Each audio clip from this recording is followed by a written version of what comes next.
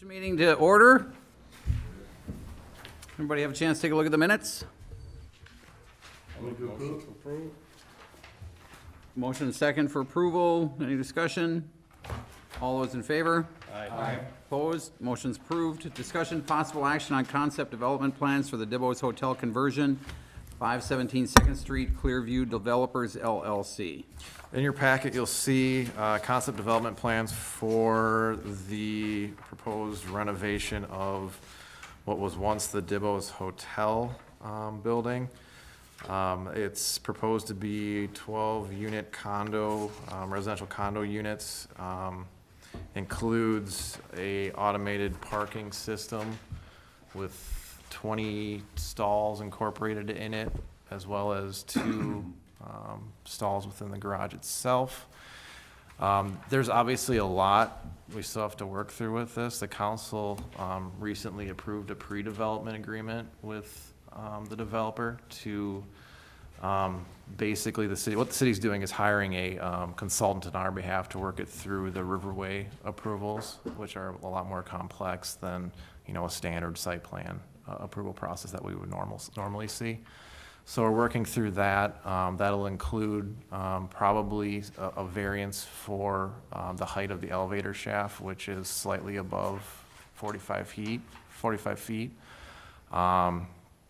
It'll also include probably a variance for dimensional standards in the parking ramp. Our zoning code never comprehended somebody installing a automated parking system like this.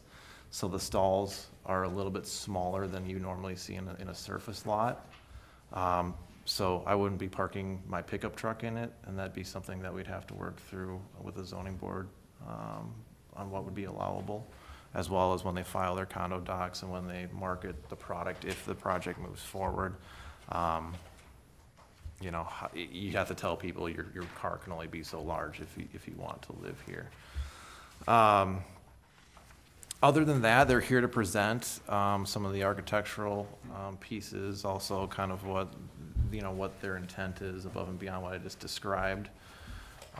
We did have a redevelopment project within the last 2 years at 721 or 720 First Street Lofts, which is a kind of a comparable type review process in a lot of ways.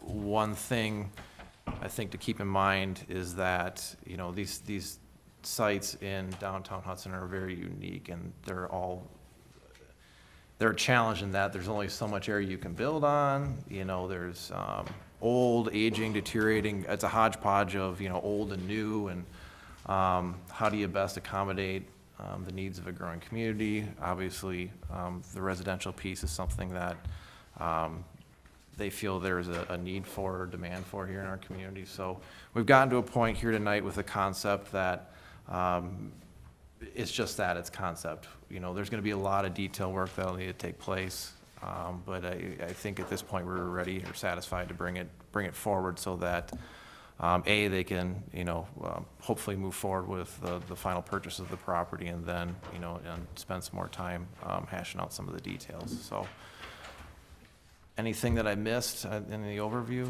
guys, or? I think you've done the overview. Okay.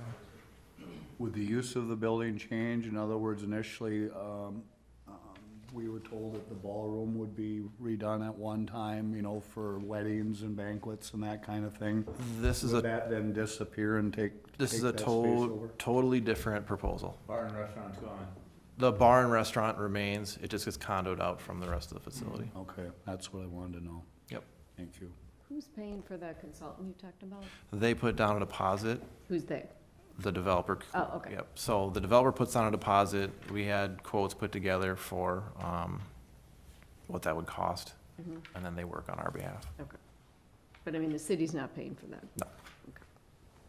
So any questions, we should wait and hear what they say and before we really start asking, or are we just here to listen and give it merit to proceed, or what would you like tonight? I'd like to know, what are your concerns? What are, I think that's the feedback that they need. And then I think ultimately they're looking for, approval of the concept, which would allow them to move on to the next step And that's And authorize city staff to continue to work with them. to continue to, yes, Sending and, them down the road. yep, exactly, and I don't, they put their deposit down, I don't wanna be eating into that if that's not something the city if this isn't something the city is interested in moving forward with. My first comment, hearing what has already been said, is that I'm actually glad to hear that a ballroom or something won't be put in down there, because parking is already a huge issue down there. And that, by changing the use of that, that will alleviate that situation, I feel, and replace it with a nice way of replacing it. So, A new parking challenge. Better than well, tonight. 20 cars versus, 150 people in there, trying to find a parking spot, that's what I'm referring to. That gets rid of that problem, which I think is great. And within that Hey, offer, could you come and state your name and, Come up to the podium. So are they doing a presentation tonight? yeah, they can, I made sure that they're prepared with their materials and things. within that offer, also, it is, because there's the stone tap down there right now, Name and address, please. What's your name? Dan Rohrbeck. Address? And I'm with Keller Williams, and I'm the real estate agent that is handling the sales on this, and I was the agent that handled the sales and all the stuff on the First Street Lost Project.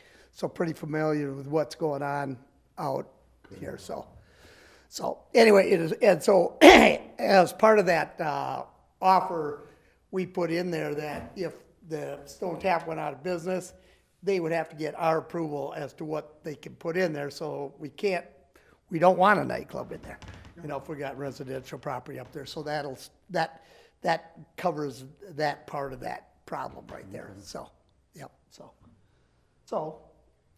Yeah, we can, Yep. Run at it here. Thanks, everyone. I know most of you. I'm Rob Howard with Pope Architects, and working with Leading Edge and the team here. The one thing that I know that is everyone's big question of how are you doing the parking? And that was our first challenge, is how are we gonna park this building? Well, there's a automated system, as Mike mentioned, that allows you to stack. And because this is a residential property and everyone owns their own stall and owns their, their own cars, and it's not a public ramp, so people know what they're getting into, in other words. So you can park one in, and it lifts up to a upper level within the headroom of the lower, the portion of the garage, or goes down a level. So we basically triple the amount of cars that we can get in the building. So that's what gets us to 20 cars. So anybody can get their car out at any time, even if you're the guy on top, you can still. Yeah, because it's essentially, and I can show you there's a little video. Let me see if this helps. Is that it? Is there a switch? You got it? Okay.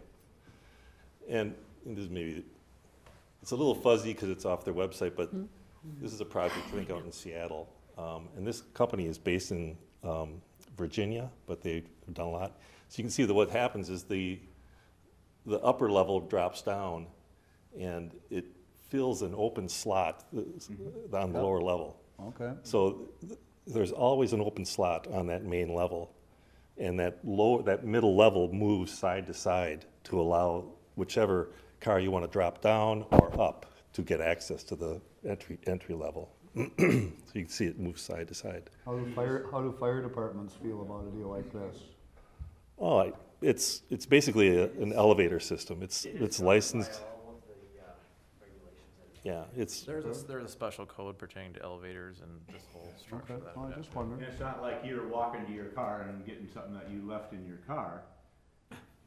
You gotta bring it back. you got to bring it down. And there's a key fob device that each car has its own key fob. Cool. So when you walk in and push your button, the light goes off and your car is moved and brought down to that level where you want to get at it. So it's you're not like climbing up into some mezzanine level to get into a car and then driving it down. No, the car is delivered to you. So that's pretty nice. There's a one functioning. The first one in Minneapolis is right down where Nye's Polonaise redevelopment happened on Hennepin in Minneapolis. And we went to watch it happen, watch it operate. So it was a nice opportunity for us to actually see it function. And it takes, a minute and a half or so for your car to move to its position. But it's really pretty, it's pretty nice. Big cities like New York and. like- Well, and this is the first installation in Minneapolis, which was, I don't think it'll be the last either. I mean, because, and the Minneapolis city officials are fully embracing it. I mean, it's a full compliance and satisfies their, full need for parking. Okay. In this case, it's, we get in 12 units. You'd like to get 12 cars minimum. Well, we're getting 20, so that's getting us to that point where it's marketable. 22, I'm sorry, yeah, 20, because we have 20 in the system and then 2 on an adjacent. But, so what and here, let me play this, 20 in the system and 2. and 2 adjacent within the box of the Okay. of the plan. All right, that was the question. Let me get to the other, hold on a second. Gotta just drop this down. So in the, well, let me do the, okay, go ahead. Sorry. I'm Nate Hildebrandt with Clearview Developers. And with that parking system as well, there are 2 spaces, so we have a handicap accessible stall next to the parking system.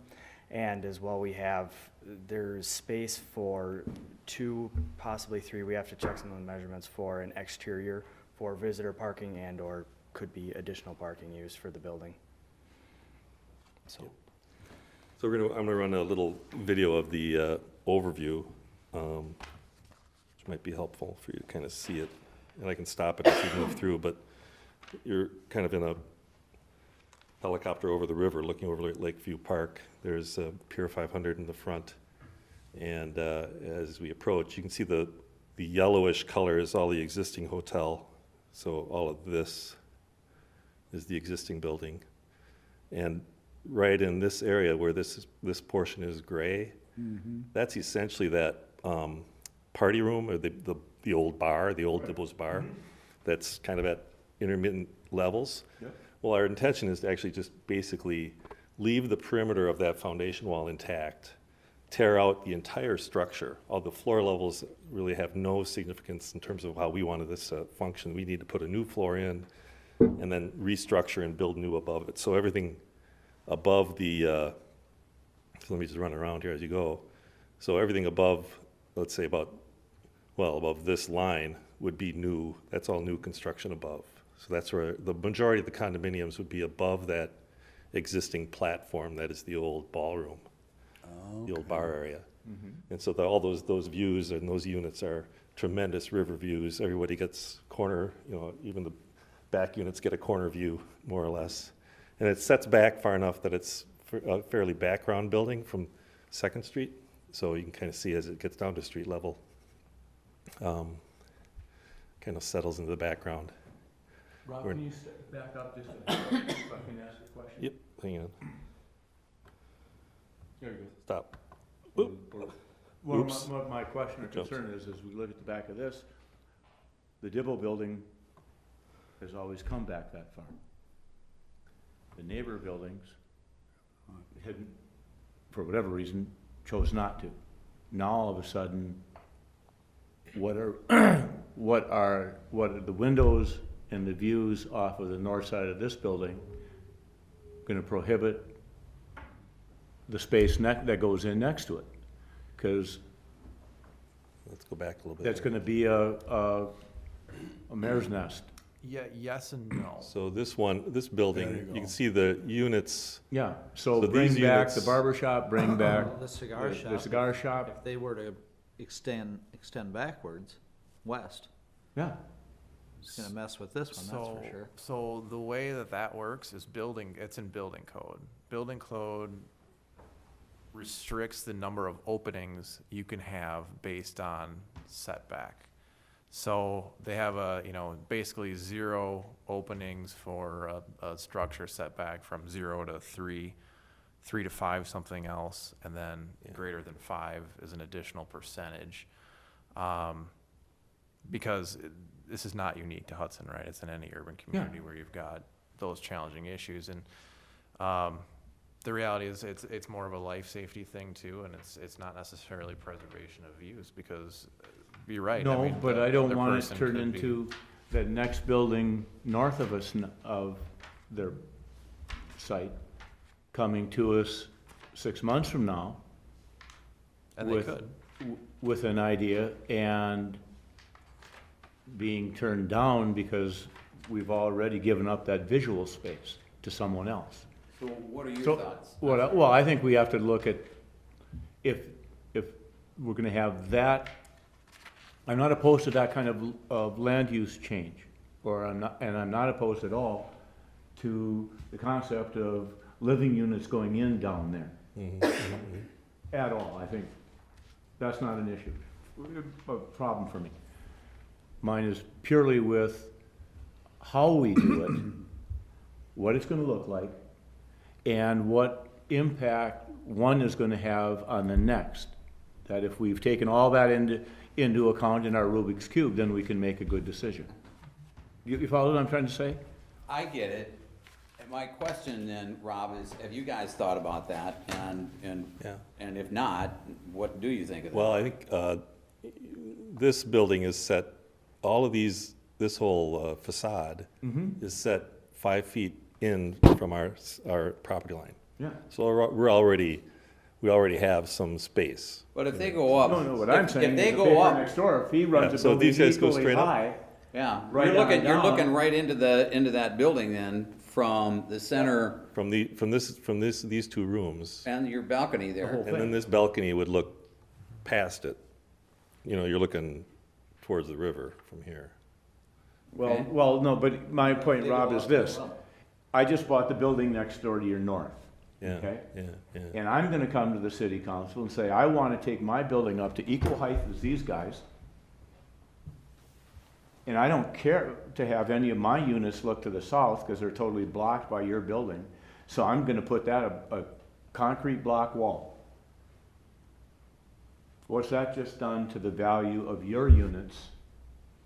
And they're not Yeah, and done. I'm not sure, I think his line is I here. can answer that question. If you look at the project on Lost, the library on that south end, every unit on that south end is blocked. You look out your window there, your library is whatever, 5, 6 feet away. Was not an issue because you have a deck outside, and then you have other windows there for getting sunlight in there. So in other words, if we have someone come in here then next year who wants to do that with the building next door, you guys aren't gonna be here objecting to them doing that because you're on TV right now saying it's okay with you.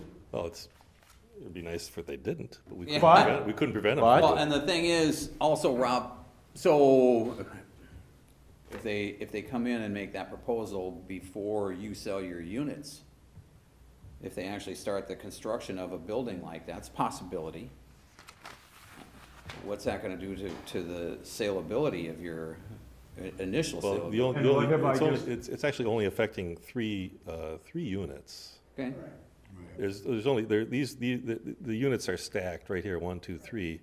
This unit, and there's 6, or, 3 more units in the front of this portion of the Yeah. building that are That's what I'm completely saying. I wanna clear of make my any buil- encumbrance. I wanna make my building as long as yours. Yeah, and that'd be fine. Okay. You got enough clearance in there that would still allow your sight of vision and everything like that? And you said you got a Well- 5-foot setback, but I mean, they have the same issue that we would have. If they build it that close, they're gonna have the same problem. They're gonna look at our building just like That's what I'm looking at saying. yours. He doesn't- but if he doesn't put any windows in, But he just a doesn't put any brick windows wall, or any architectural detail there because you he's, put a firewall in there, then you're looking at Yeah. cement block. If they're, get an artist and, Well, and part of that too, Draw- part of draw it view. is, For them to put, build a building right there, if we're 5 feet away from our property line, so they're gonna have to obtain a variance if they wanted to build. Because they need to be 5 feet off there. On there. Yeah, they can't be at 0 setback. They'd have to be back 5 feet I like guess we from are. what we've been, we've kind of. So there's from what 10, we've you know, talked so you with can, Mike, that, getting a variance for 0 setback is not very feasible. no, and let's approach it from this angle then too. I think the other point that if you're going to do let's say if somebody does the exact same building right next door and wants to have, a concrete wall, as you suggest, they're going to need egress. You know, the fire department's gonna require some sort of opening, most likely. Plus, the city also has architectural review standards in place for the downtown district. My concern is twofold. One is I don't want to take away any of the rights of the property owner to the north that they now have. They just haven't exercised them by making their building larger, A. And then B, that when and if someone buys it and comes forward and wants to do such a thing, you guys are on record of it not bothering you. So now we're not in the middle of it. And it never comes back to us again. Or you anticipated that something like that could happen. Yeah, And you, yeah. and you designed around it. Or we It's an put it urban world, off. you know, you can't prevent everybody, you can't prevent what happens in your No, adjoining but we property. can, you but know, we can so- let the adjoining property owners now all know that the game is getting changed down here. Do you have any input? Because it's going to have, may or may not have a direct impact on the way you envision using your property. And they'll be noticed as part of a variance process, without a doubt. Yeah. That's all I'm getting at. I don't want to see us do something there, and it's Yeah, not yeah, against yeah. your project. No, right. No, I don't want to see us do something there that has, where we've stepped on our own toes in making, do it. I'm not against the concept of condos going in down there, or townhouse, you know, condos going in and people living down there. I think it's a great idea. Because then there's people with eyes and ears watching everything that's going on all the time. It's wonderful. Pat, I think you're touching on the tip of the iceberg with our mixed-use possible future development downtown. Mm-hmm. Not only in far as design and what is gonna be built, but other places downtown which will run into the same issue. The other issue I would bring up that we need to be cognizant of, and the council, is the businesses that are down there are already down there. So now we're gonna move residents in downtown to a nightlife, I guess. Are there gonna be complaints against the radios, the bands, the park use? All that kind of stuff is something that this commission and the city council as a whole have to make decisions when we start introducing more mixed development And downtown. more importantly, they're already here. No offense to you guys, No, yeah, but they're already property owners here. They've been paying taxes here in their buildings. They have a vision for why they've owned it, what they plan to do with it. And we're gonna see a lot change in downtown Hudson in the next couple of years. And I think I embrace it happening. I think it's fabulous. But boy, we can make a lot of mistakes too. And I want to say that we're pro doing things, but I just don't want to see us do something that's going to step on somebody else's property rights to do something in the future when they've already been here paying taxes and are invested in the game. I concur with that statement for another reason, is we don't want to start a race for redevelopment that, okay, these guys are here, they're ahead of us. Yeah. Then all the rest of them have to fall like dominoes, or they'll never catch up, or all the good features will be taken up, used. Just the block changing across the street. All the implications of what could happen. You know, and part of, I don't know if you mentioned there's gonna be a race for redevelopment. If you go stand back in the city lot next to Pier 500 and you kinda take a look back at the alleyway of the back of the Dibbles Hotel, I mean, it's the biggest eyesore on that block. Yep. The building directly to the south, it has very nice, they've done some nice landscaping out front. The Doughboys Pizza and things like that, the buildings look nice. This is standing out like a sore thumb, so we're not so much trying to Something do. shouldn't happen there. I'm not trying to suggest in any way that something should not happen there. And that it might be this project when it's done. But I think we really do need to look at the impact and what's the law of unintended consequences when we do that.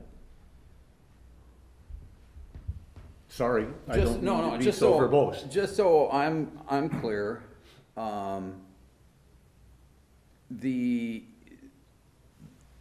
the project, the way it's proposed right now,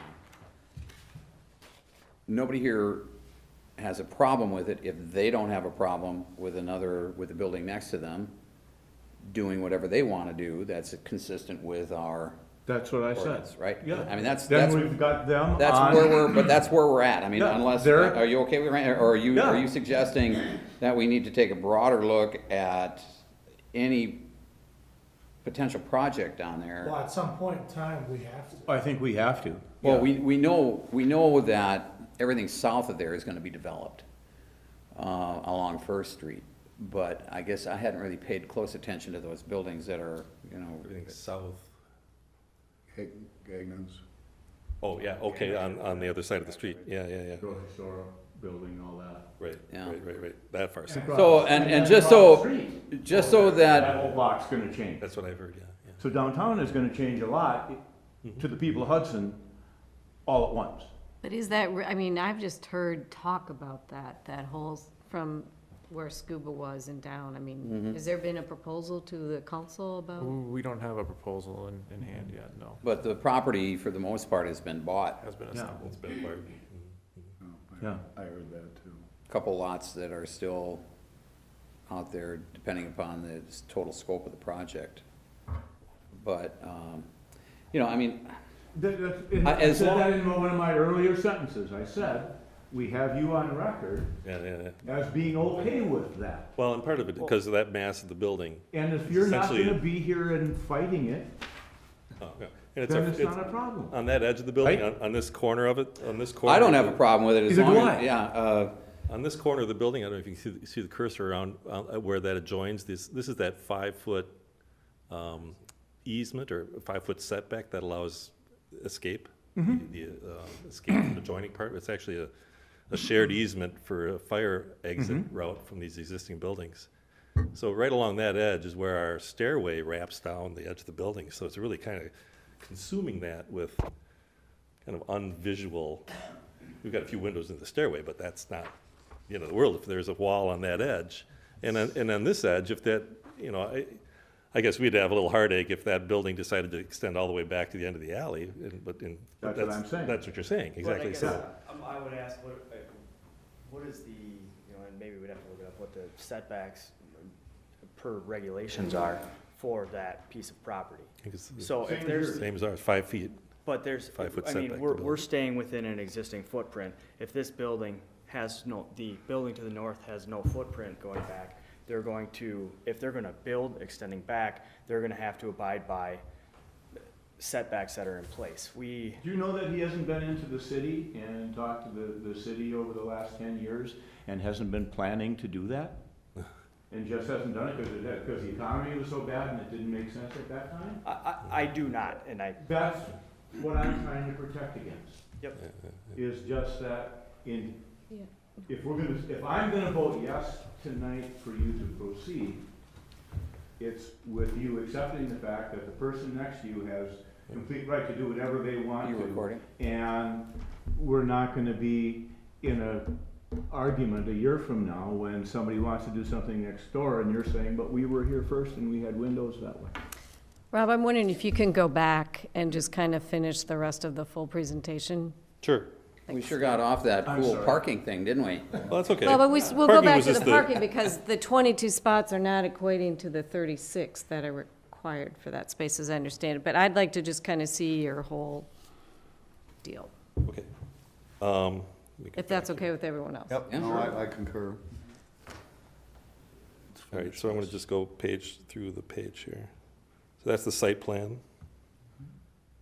The first level, the grayish area is the stone tap. And then in the, kind of on the riverside, there's one unit that occupies this space. Right there, there's a new elevator in the center, and then here's the parking system, the parking structure, which would be on-grade access from the alley. It's a little, we have to go up a little bit to get clearance for the lowest level. Vic's old garage. Vic's old garage. Vic Ferrer It's way before my time, but yeah, there's a road, a driveway that goes down like 1-to-1 slope or something like that. So we're building, so as you can see here, this is where that exit stairway wraps around the backside. So that actually staircases and waterfalls down from the top level all the way down to the back of the building along that back wall. So it exits into that exit easement. So that is maintained in perpetuity as a 5-foot because it's within our, 5 feet in from our property line. This X represents where that mechanized parking system is. So that's 3 levels high. Essentially, I'll show you a section of that in a little bit.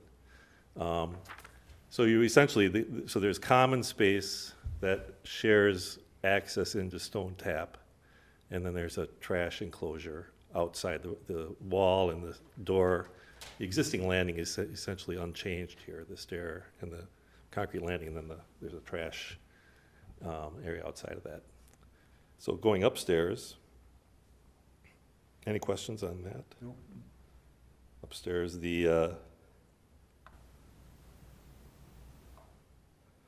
you can see These are all new floors? well, You were saying the existing, the old hotel is maintained at its existing floor structure. All the floor levels are the same Okay. in the, on the old historic hotel. Everything above, essentially above grade line to the alley is new in this rectangular box here above the parking structure. So that's where we are able to gain, there's 2 levels per floor and 3 floors, so that's 6 units there. And there's 6 units then carved into the old Dibbos. So here's the stairway coming up from the street. That doorway remains.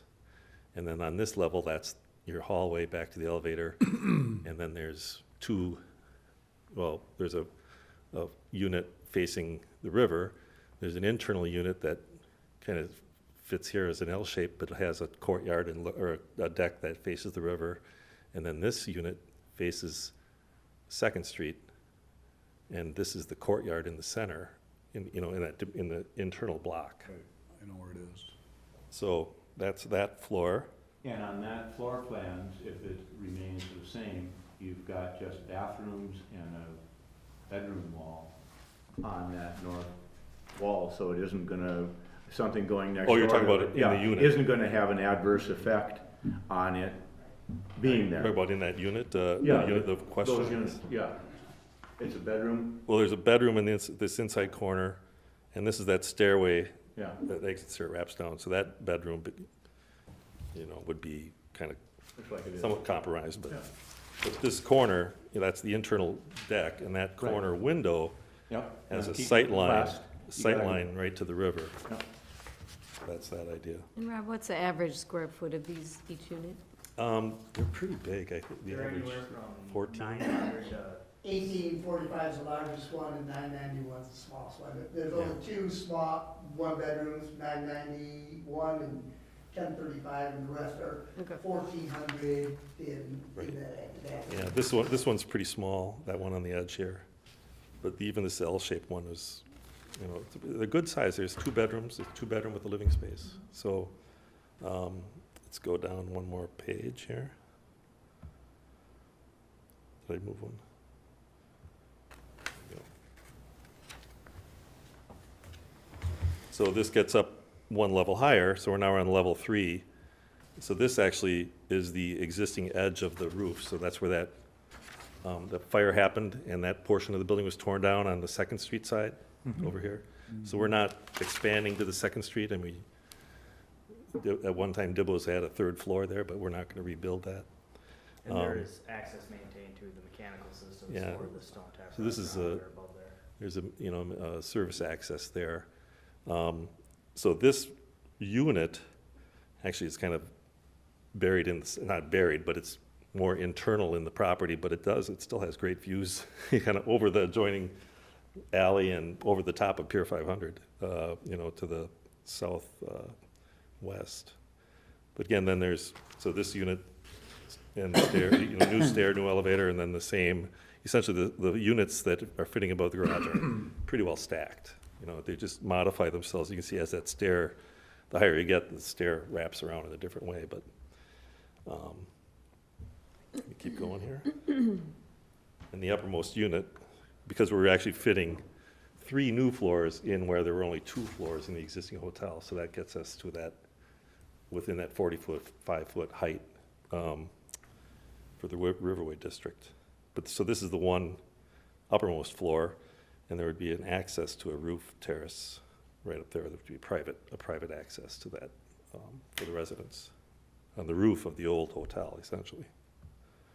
Will the roof terrace be a shared? It would be a area shared, for- yep, for all shared the for the tenants? residents, yeah. The residents. And I think Mike mentioned it earlier, but there's the one thing with the elevator to gain access to some of those upper floors, We can to do that get section. the structure, the overrun we need for just the elevator system.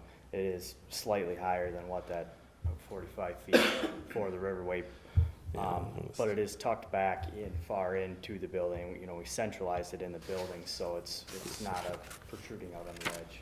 Yeah, so this is a section longitudinally through the, essentially here's the stacked car system. On-grade access right where that one car is, so that's where, at the alley access essentially. And here's the new elevator. Our 45-foot height limit based on the average of the height from the alley to the exit way, we're picking the spot halfway between those as our baseline and then go 45 feet above that. So I think that's correct. Is that right, Mike? Is that, yeah. So that's kind of described right there in those dimensional. And then this is the 45 feet, which our new roof stays below, but the elevator shaft rises up about 2 feet above that. So where that elevator protrusion is about at 47 feet above that median line.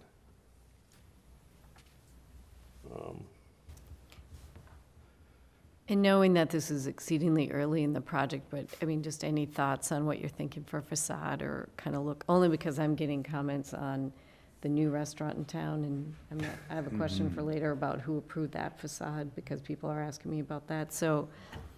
Yeah.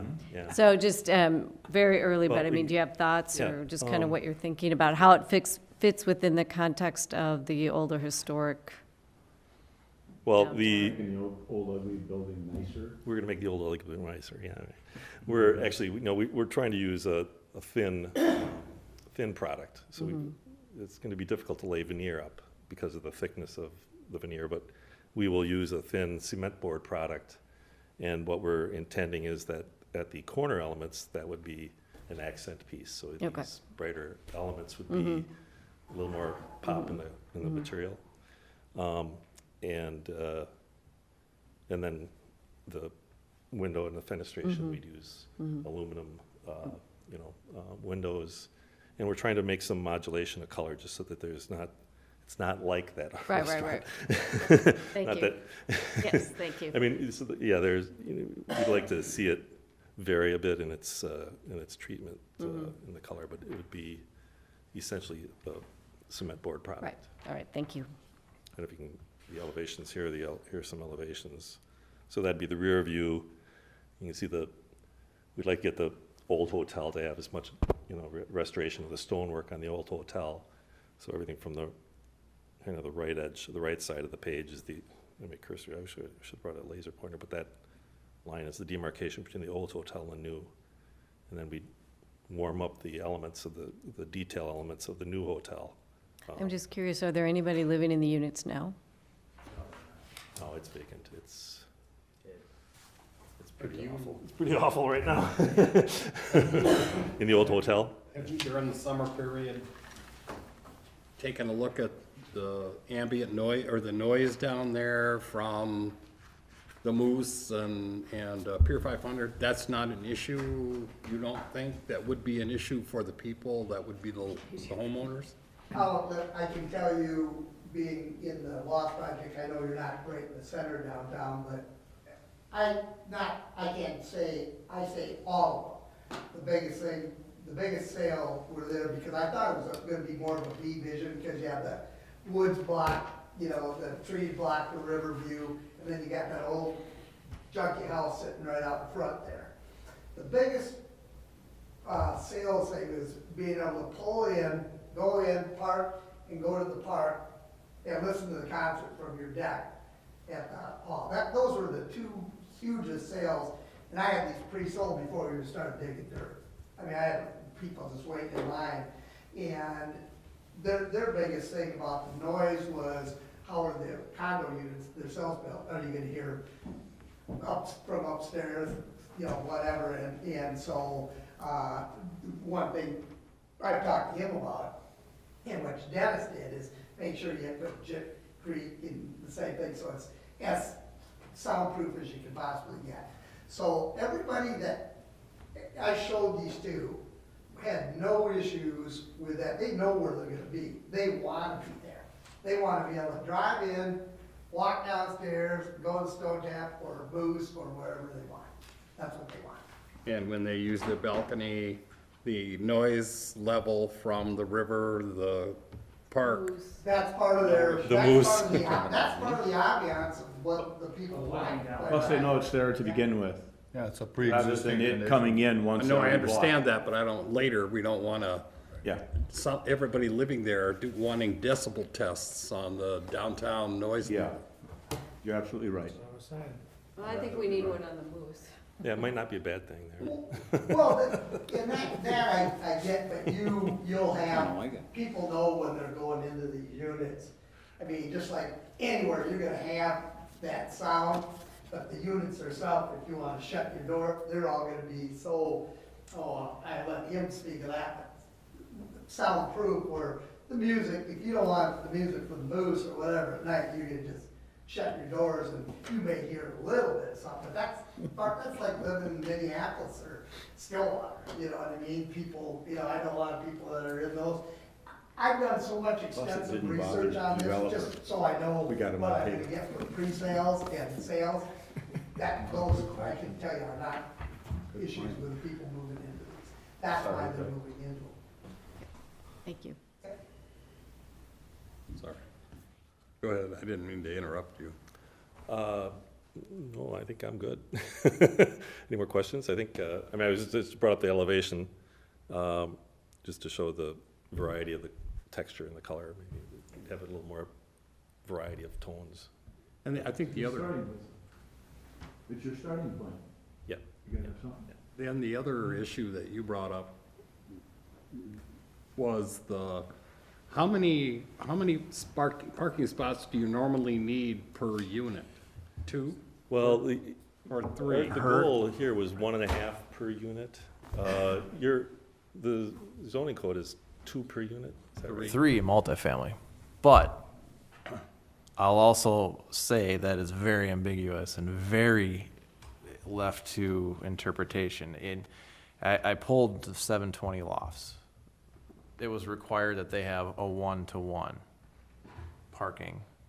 For each 6 units, they had to provide 6 stalls. That was what was applied for that specific property.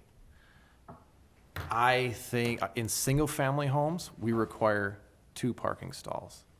I think requiring, in the staff report, I'm very conservative in that approach, in that if we do go for, if this moves forward and there is a variance, I want to make sure that we cover off on all bases, right?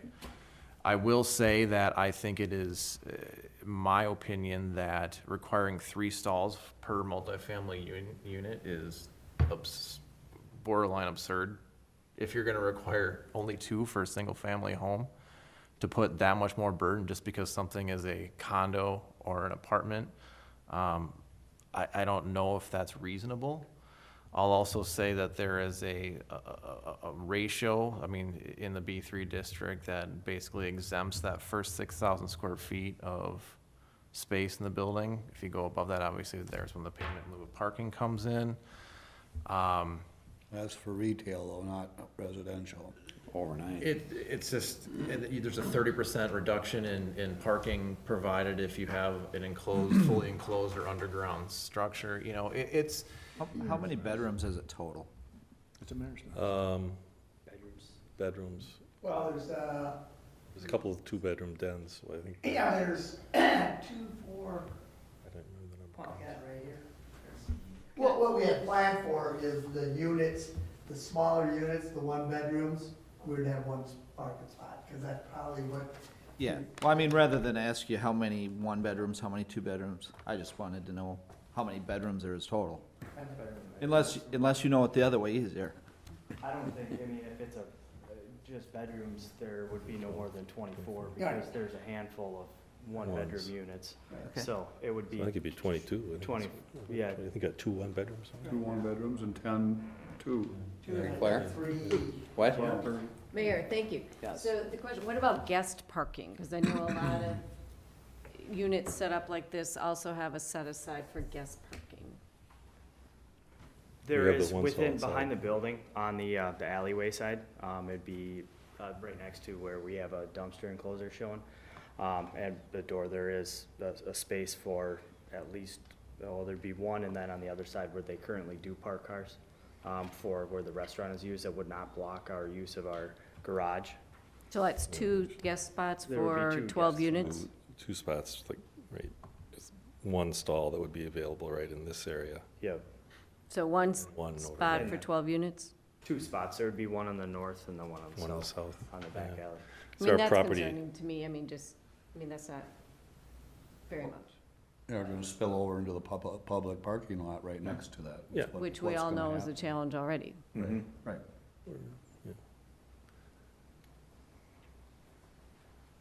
So Mike, you were talking that there's- you I'm think sorry, that Marika, 3 go ahead. might be excessive per Yes. unit, which I think I can agree with you on that, but I do, 2 is a reasonable to, number to arrive at. right. But the guest parking is, I mean, so many of these, even in downtown Minneapolis, have like 10 or 12 guest parking spots. Yep, you have, and it depends, because I've seen everything in really urbanized areas to less than 1 per unit, all the way up to, to 2, I think is probably the Right. most that you'd see. Right, I think, I agree with you. 3 seems a lot, Um, especially for 1 bedroom. The parking is like a utility, just like any other, and I think, the decisions that we make have to be, and the recommendations that are made, obviously impact the system as a whole. And then, I think you look at it in terms of our rate we charge for parking. We will be charging more effectively and efficiently in the future, once the new meter system gets up and running. I don't know how feasible it is on tight sites like this to, where you can require all that additional parking. Cause these are, you're trying to fit a lot into a small area. And that's just the way that it's set up, and there's not really a whole lot that you can do, short of, purchasing a bunch more property and putting a big service lot right next to what you wanna do, and I don't know if that's what we wanna have Right. either. So be this conscious. doesn't fit the criteria of payment in lieu of parking, right? I think that's an interpretation. I think it potentially could, if we wanted to get to 2. And that'd be a discussion that we would have. That's a separate business item, obviously, from the concept development plans, that's a separate plan Right. commission and council action, but yeah. we were conscious about not exceeding that 12-unit count because of that, mostly because of the parking. We didn't want to overtax our parking Right. demand. Right. And we knew the parking was, opened the discussion with the parking question, right? So Right, we had to solve that first before we even knew we could, begin a project. so. right. Kurt, to answer your question, there's 20 bedrooms. Okay, thank you. Hi, everyone. I'm Mallory Hildebrand. I'm Nate's wife, and I just wanted to add one thing on the parking, because we talked a lot about the guest parking, because I think about our friends that I visit in St. Paul, similar historic downtown, and, think of Grand Avenue. We never have guest parties parking, but what we thought about it is it's bringing more people in to see the local shops, the restaurants, the Smiling Moose, everything that we want to bring people in for Hudson. So, to your point, they're gonna be paying for parking, but most of these people aren't gonna come and just sit in the condos, they're just gonna wanna experience what Hudson has. And so I just wanted to add that, because I think that's really important. And the biggest piece, when we were looking at purchasing this building, we said, we've lived here all of our lives, and we love the historic look of downtown, and we said, what can we do with this building?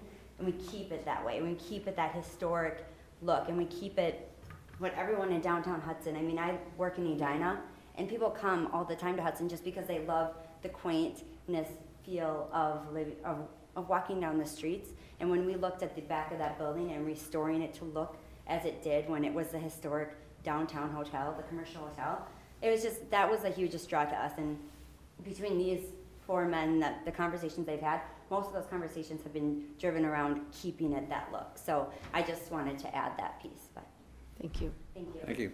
Pat? Correct me if I'm wrong, but I think what we're being asked to do is give concept approval that behind the concept of the whole thing, we're behind it. Heard the issue of parking come up. We've heard aesthetics for what it looks like come up.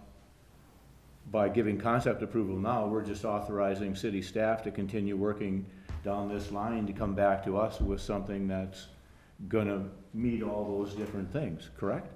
Correct. So Well, but I think I he- move to approve. He also, but I mean, are you gonna include all the staff recommendations in Yeah. your motion? Yep. So we got a Because all motion. that is will be fleshed out in future meetings before they come back to us with a final draft. There's a lot of process that has to take Yeah, place. you've heard a lot of the, I don't wanna call them hurdles, concerns at this stage.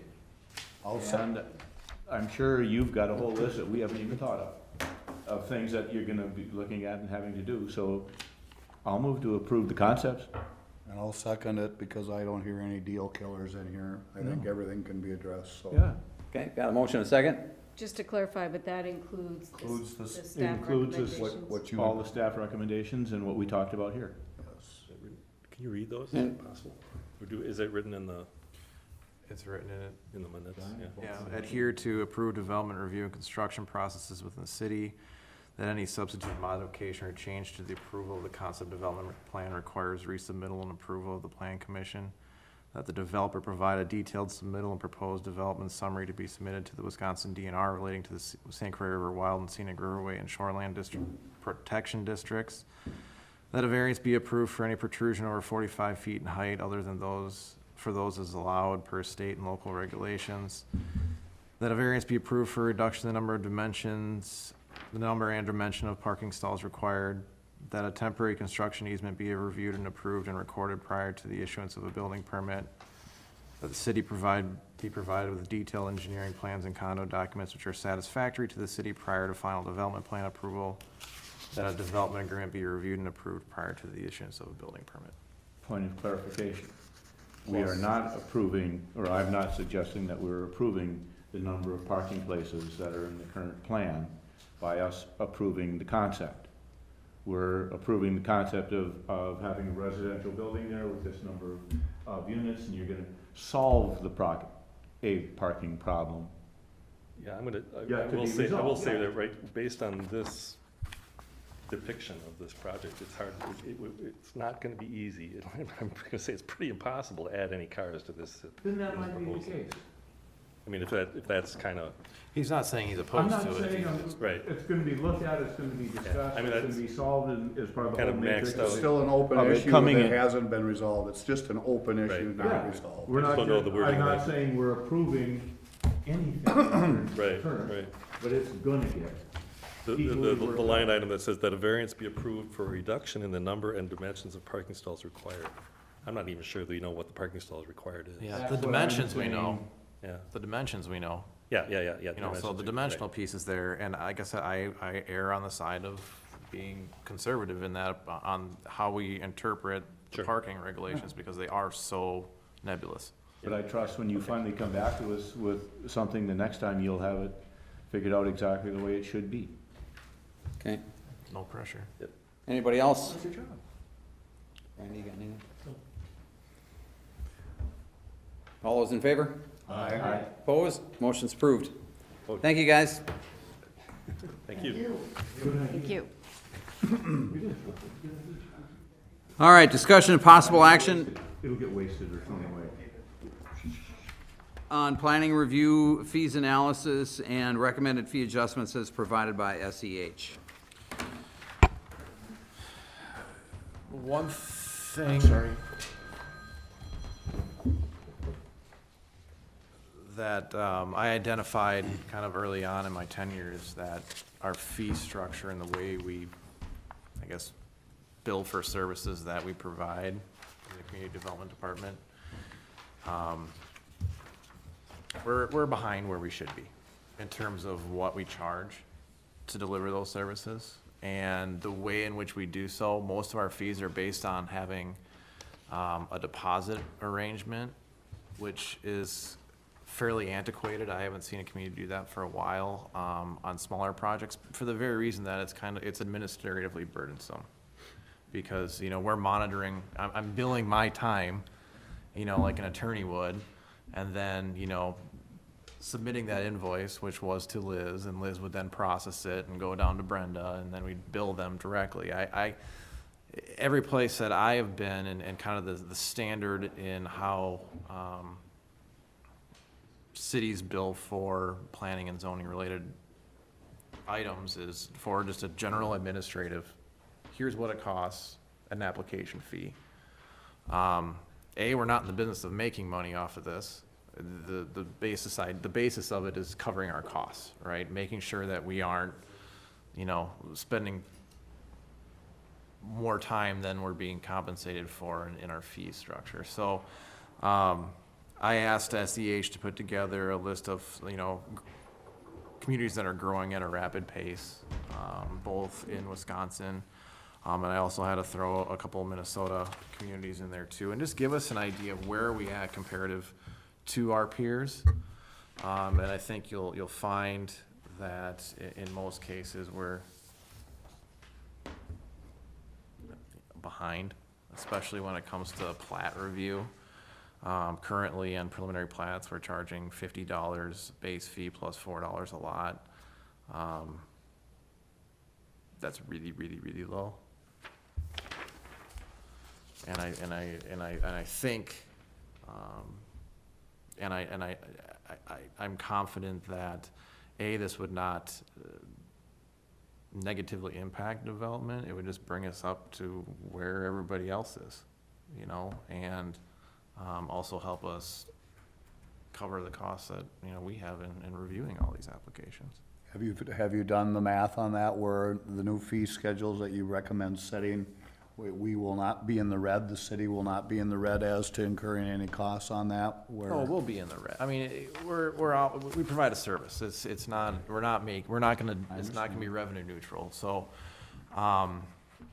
Based on what we're doing now, where do you think it would end up on an annual basis? well, in our budget, that was approved by council, for adding a planner position next year, which we really need. It covered, I think, close to half of that person's salary, Okay. just in the added income that if you look at the last 3 years and take an average. Where did these rates, where did these rates come from? I mean, just SEH recommended them, or is that a compilation of averages of other communities? What, You look at all the place type in on page 1 of that memo. It just, Backside. yep, that's all the communities that we were compared against. Oh, I'm sorry, I didn't see that. And then, So Randy, have you discussed this at the council level? I mean, I guess, I'm not as close to so, Have we discussed raising the fees? We have not. This is the first we've seen it. do you have a thought from your perspective from the council side? Well, I'm always about it being a zero balance. Obviously, if we get closer to a zero instead of red, we would ideally, I would think we would like to do that. That's why I asked that question. I mean, these are some pretty big jumps, if I'm reading this right, in terms of, we're going from $15 plus $1 per lot to $7.50. I mean, so is this residence for some of these that if I want you to come and review something, this is what?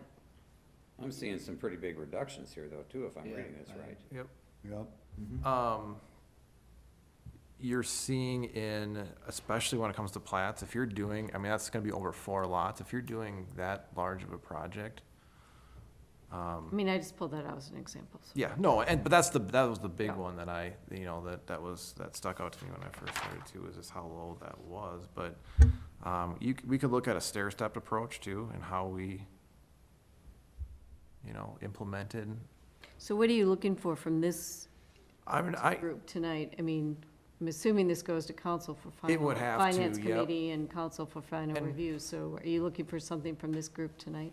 I'm just looking for comment, thoughts. I mean, this group deals with all of the new development first that comes in, right? So, are there things that concern you in there, as we move forward with this? It's kind of outside of the purview of what the plan commission normally looks at, to be quite honest with you. But I think it's important as people that, deal with applicants, My only first crack at feeling it. would be keep it in line with what everyone else is charging.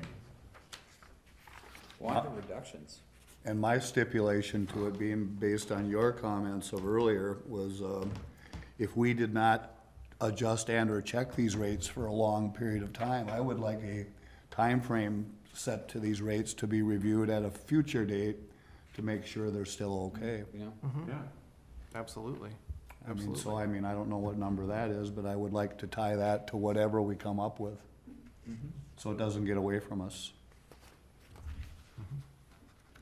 You know, and as we grow and we're not making any more land in Hudson, these prices will probably look fairly cheap as we move and continue to change in the future here. And you gotta look at more and more stuff, it's more and more complex planning and review, Just like this yeah. last thing. we just kind of prove we are making more land. Yeah, well, yeah. Get the dredge out, yeah.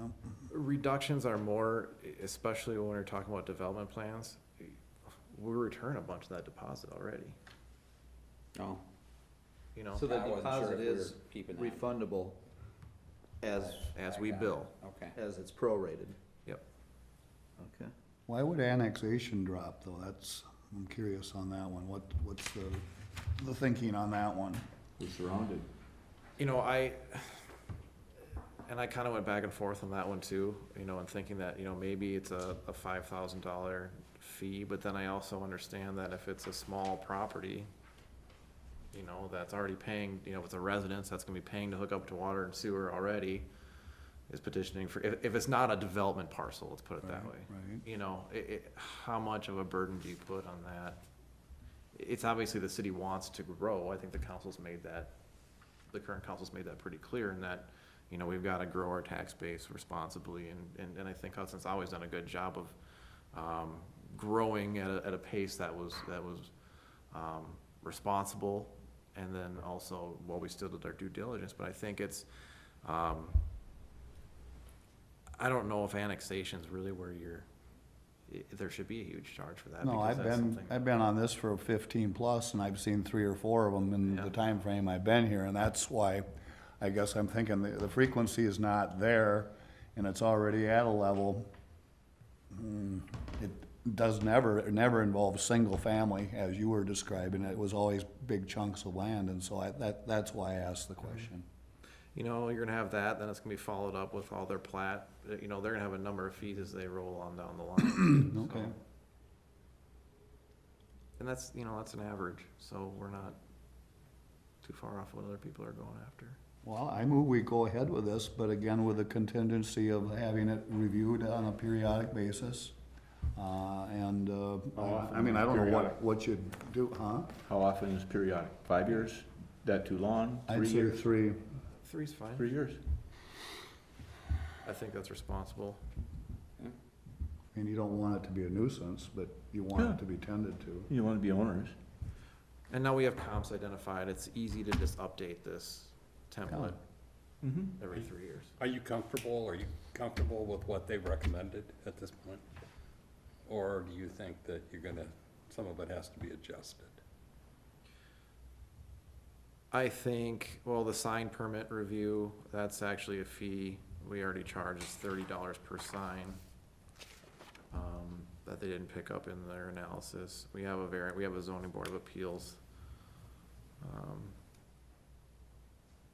fee too, and I think that is $250. So, I'm comfortable with where they're Okay, at. my second Okay. is, go ahead. All right, I'm sorry, was there a second? Yeah, Okay, so we got a motion and a second. Any further discussion? So just for clarity in process, then this goes to the finance committee and then it will end up at the council for final. Yep, because every year the council sets their fee structure by resolution. Yep, okay. Yeah. Okay. Is there anything else we haven't covered in this yet that we ought to talk about? Are they gonna take a vote on that? Yeah, but we're discussing this first. I think though, if there are some concerns, you should email him and send, so he can send it to council. Yeah. If you want something up or down. Okay, we good? All those in favor? Aye. Opposed? Motion's approved. I don't have any announcements. Anybody have anything? We wanted to, Randy had brought up a council, discussion of our sign ordinance, especially temporary signage. Yeah. Specific to, I think, real estate. Open sign- house Open house particulars. in particular. I've seen a number of ways that this is done or handled. I've seen everything from it's basically nothing that sticks in the ground, but if it sets like on a, you know, because the issue we run into with ones that stick in the ground is we have, you know, it could be fiber optics, the controls for our traffic lights, because they want to be in busy spots, and, you know, it's not necessarily high voltage lines, but if you hit a control for a traffic light, that's a pretty involved process. So I brought it up, I'm looking for clarification and or changing the ordinance on signs for, in particular, real estate open houses and allowing possibly where they can and can't go and a time limit is what the conversation would be. I know Denny used to pick up a heck of a lot of garage sale signs too. I'm excluding, I'm not even gonna touch those, Okay. unless you guys wanna open that Yeah. up. But it's specifically for open But house. if we're gonna talk about it, I think that there are some other suggestions that I had on signs that, for businesses that have things going on, and I don't know if we ought to discuss that, but. Can we, what I'd like to do is just compile everybody's comments and then get samples and concept, you know, get some draft language at least started. Mm-hmm. But first, I think it was important that this group said, yeah, we should probably take a look at it Yeah. again. Yeah. Yes, Yep. yes. And, if you can get those to me, that's something that, you know, there's a lot of good examples of sign codes. I'd like to even look at specific areas where people can put garage sale signs.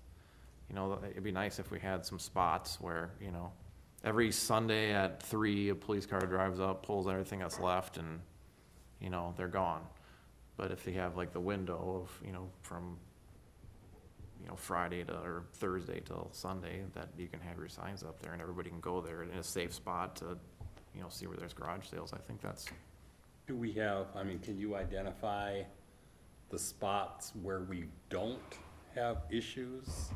I mean, some of the, are all of the boulevards and so on subject to buried fiber optic and whatever? we have a good idea of public utility. We don't have such a good idea on telecom. Excel. Yeah, some of those, you know, those private utilities. So, no, the answer's really Yeah. no.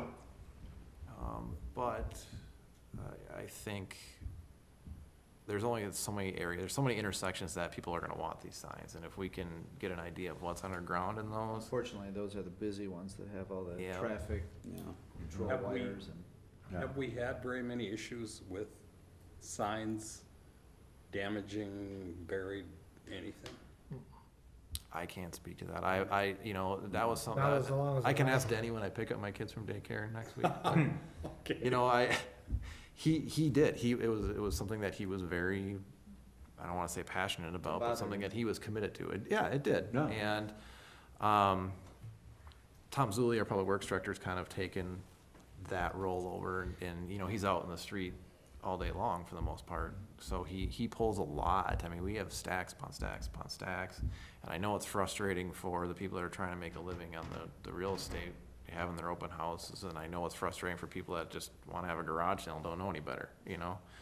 I think some of it's probably on the city not doing probably a good enough job of making our regulations better known through some sort of campaign, say, hey, here's the deal, everybody, this is what our requirements are, through a newsletter, more so on the website, I don't know, but I do believe that we don't have the resources to be out there pulling signs all day long either, and B, I think we need to have space that people can put things and, still be So we're saying that's an agenda item for the next meeting. Very good. For semi-comments. future meetings. Yeah.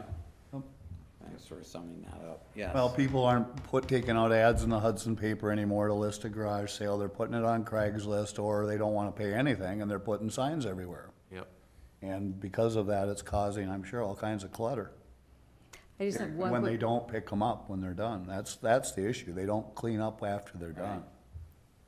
just one, Excuse me. Go ahead. one quick question, and I might have missed this meeting. But the facade of the new restaurant, several people have questioned how that has been approved in an older historic. Did that come before this body? And I Didn't might need have missed to. that meeting. It was administratively because it's not, A, it wasn't a historic structure, and B, it didn't not meet any of the codes. It's a simple building permit effectively. And just to remind you, Dick's and Johnson Body Auto has the same facade type of, It should have. Fix it. It's While an we're on item that, that should have. While we're on that topic, that's where I'm gonna go with that, is, if there are certain activities that I think a board of some sort, whether it be the Downtown Historic Design Review Board or the Plan Commission. Because in the past, we have approved those things. Yeah, Okay, so what's the threshold? we're the Architectural Review Committee. And, yep, it was basically a reskin, a reside, and the parapet, or what activities should be reviewed by a board and what should be reviewed administratively, and I think that needs to be cleared up in code too. can you admit it looks better than it did? I was gonna say it does look better than it did. However, it's just, I think there's just a change that I think needs to be communicated within this group of, because in the past, for years that I've been on, we have approved those final looks. We've talked landscape, we've said you need more trees, we don't like that color. So I think it's just clarity of who's making those decisions, so we know moving forward. Because people ask me, and, I'm not saying that it doesn't look better than it did, but the question has come up, Yep. how did that fit in the historic context? of Especially that? when we made other people jump through hoops. Yes. Has this committee ever rejected a facade like that met all the guidelines? Yep. I think we have. We've recommended, I will never say, I won't Yeah. use your verbiage, Right. I'll say we recommended Yes. otherwise. Yes. Andy Crone made changes to the north-facing side, Locust Street side of his building to improve the arches over the side of that and do some things to it. Who did that? Andy Crone. Pier Okay. 500. Yeah, they've done, and why I brought it up, and it kind of ties into what I brought up when we were talking about the approval of the Dibble. There's gonna be a lot of changes taking place in everybody's hometown. And I view our job is to not screw it up for the people who already live here. And I think they look to us as the body that approves or disapproves what things look like that happen to their town. Whether it's within our individual feeling that we should do that or not, but I think the community looks to us to do that. And with whatever happens on the block we were talking about before, from Scuba to the parking lot, and what happens with Gagnon and what happens, all of that down, is gonna have a dramatic impact on how this downtown feels. And it's all these people's hometown. And I think it behooves us to look out for that. I feel, from just my own point of view, that Stillwater ruined their downtown when they remodeled their downtown in the way that they did. The north end? Yeah. That's just a personal opinion. I think they could have done it differently, better? Better, good. Yeah, more better, different, right? But I think it's to us to look out for what happens in this future change, because I think we're gonna be looking at a different downtown 10 years from now. We have pretty similar downtown to what we had 10 years ago. I think it's gonna change. There's a lot more activity downtown Yep. now, and even talking with Liz, And than we've ever had. nothing against this young woman in their project, or her saying, and we're bringing people to downtown. We already got them. We already got people coming here. We got more people coming here sometimes and for some events or in some ways than we need at those times that we can accommodate parking, peak times and those kinds of things. We're working on parking. Yeah, I mean, but, you know, it isn't like we need people to discover us. They've already found us. Now, how do we handle the people that are coming and not screw it up for the people who already live here, so they don't enjoy living in their town anymore? So I think my question just goes back to maybe clarity of the role of the plan commission, you As know. it pertains to downtown development. Yep. And I would very much appreciate, from a staff's perspective, revisiting that specific section on code and just say, what is the threshold in terms of when somebody has to come in to plan commission or the design review committee? Right. Well, I would say that if this body has, if you don't like rejected, for lack of a better term, rejected plans that other people have brought in here that do conform, then it would seem like pretty much everything needs to come in here. I want to make that really clear in code, then, at least that'd be my recommendation, is that, okay, here's, in terms of covered activities downtown, here's where, because if you're re-siding or putting a new roof on or adding, well, that'll be the little stone thing that they did, or having it be Paint your stucco, building pink. or something like that. You know, what is, you know, because it does Well, Yeah, it puts a lot of, you know, it should, I think, go in front of a group to make a decision. It helps support the staff and, You're telling me. you know, so it's not like you're just kind of, yeah, so that could be an agenda item too. I'll add So- that. okay. So do we have a schedule for upcoming meetings, or That it's would be just the helpful next to thing I'll plan? When is the next, Gopher game? It started 18 I minutes mean, the ago. one after tonight. Oh. I love it. So it would normally be the December 19th, but the library board's got a meeting December 19th, don't they? Yeah. So can we move it to the 20th, Wednesday? I will not be here, and I do not want to miss these exciting topics. I'm serious. No, we, No, they are, they're important. no, they can't do the 19th. I'd like to not miss it as well, and I Right. will not be around that week, so. Yeah. I'm not around the following week. Christmas and New Year's, I'm gone. So does that mean this topic doesn't come up until a January meeting when we have everybody here, is what it Be sounds like to January me? 9th. Oh. That's a Tuesday, right? My wife's birthday, my son's birthday. Isn't that the championship game, or is it the 8th? Championship game for what? Football. Oh. I guess everybody here gave up on that, huh? Who are you Well, yeah, rooting I for? forgot this weekend. I forgot, who are you rooting for? Iowa State plays on the 28th of Depends on who you're December, so pulling I'm good. for. What's that? Depends on who you're pulling for. Oh, that's So, fine. I I'm can- sorry, you said January what? 9th, isn't Ninth. that Tuesday? We don't have a new calendar here yet. That is a Tuesday. Do you have a lot on the agenda, I mean, for the next meeting, or? Oh, yeah, I've got, there's a laundromat next to AutoZone, they just submitted materials today, Next to who? AutoZone. up there on the hill, Wow. on Badger Drive. Okay. I've got, Talk about not fitting in. What an odd place, yeah.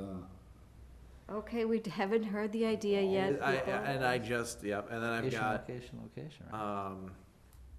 we've got Done it in obviously, Must be a bar The- combination. The development, the second of the First Street Station, so Andy Crone's building, that's going through a process. I've got, a submittal today from Elliott Architecture to do a new building 2 doors down from their current building, coming down Cooley. Oh, and that Oh, big. on that So open lot. skip the building next to them and go to the next lot. I saw Zappa there a couple weeks ago. You knew something was up, huh? I knew something was going on. I'd like to get some of these other code things underway. So are we saying January 9th then, Yep. Yeah. Tuesday? Unless you can squeeze a meeting in between now and the holiday. I'm If not there's against that. something, if there's. You're going out of the country, Yeah, right? if there's something like, you know, when we're talking about something like a development plan for something on the hill that might need to move forward, if we had a quorum that we could assemble, would that be agreeable, or would you prefer to? Okay. Nope, we can do those things, yeah. Okay. Yeah, I would never want to be of the mindset to hold somebody's project up. Mhm. Just some of these more important, long-term Agreed, Want to be a part of that housekeeping discussion? things I'd like to be a part of. so. absolutely. And maybe we set aside, you know, kind of a time frame for those topics, and it might need to be a little bit longer or something. Yeah, I would hope, Yeah. if it's okay, we could even start earlier in the day, if that were, you know, in the evening, you know, if that were. If it doesn't, that's fine, we can go later too, or we can do it in the morning, I'm here all day, so, And it may take several meetings to all resolve some of the night. subjects. every night this week, yep, And we might have to have a little food. we can have a I work brought food session. in when we were doing the comprehensive plan. Oh, we're so tight with the budget, we don't even have coffee back there anymore. I paid for it. All right, January 9th at 7:30, unless there needs to be a 7. special, Seven. I'm sorry, 7, Seven. unless there needs to be a special If something comes up, specific project. Yep, okay. I move to adjourn. Second. For a motion and a second to adjourn, all those in favor? Aye, Opposed? Motion's approved, stand adjourned. thank you.